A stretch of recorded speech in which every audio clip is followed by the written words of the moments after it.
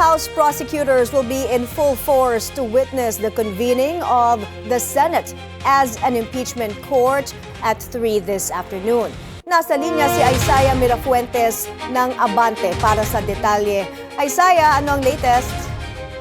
Yes, Mike, kasalukuyan na nga tayong biyahe papunta sa Senado. Ilang distansya lang layo natin sa mga miyembro ng prosecution team. Kasabay natin silang umalis kanina sa House of Representative premises around 1 p.m.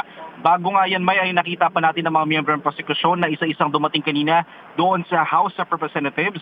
At kinumpirma sa atin ni Bicol Saro Representative Terry Ridon na nagsagawa muna sila ng meeting ngayong kaninang umaga. Ito ay para matukoy nila at mapag-usapan ang kanilang kahandaan para sa magaganap ng impeachment trial. Around 12:30 p.m. ay nang matapos ang meeting ng mga mambabatas. At sinabi rin sa atin ni Representative Terry Ridon na dadalo ang mga prosecutors sa pag-convene ng Senado ngayong hapon.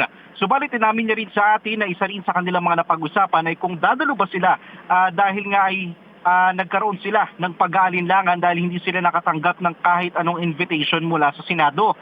Sinabi rin sa atin ni Ridon na sa ngayon raw ay hindi muna sila agad papasok sa loob ng Senate premises hanggat walang opisyal na impormasyong magkukonvene o matutuloy na mag-convene ang Senado bilang impeachment court mamayang 3 p.m.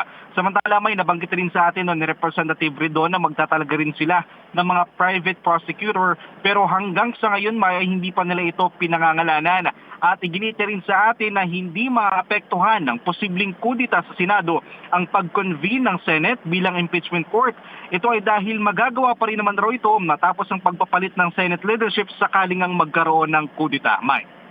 Okay, so para malinaw, Isaiah, ang sinasabi nila dapat hindi ma-delay itong pag-convene ng Senado as an impeachment court kung sakali mang magkudeta sa Senado? Yes, tama ka dyan, Mayan. Yan din ang ginigit sa ating kanina ni Representative Ridon na dapat tuloy pa rin ito ngayong araw dahil kakayanin naman daw.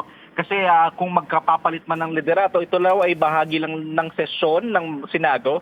Subalit matapos ito ay kakayanin pa rin nilang magawang ituloy ang pag-convene bilang impeachment court. Mike. Alright, maraming salamat, Isaiah Mirafuentes, nag-uulat.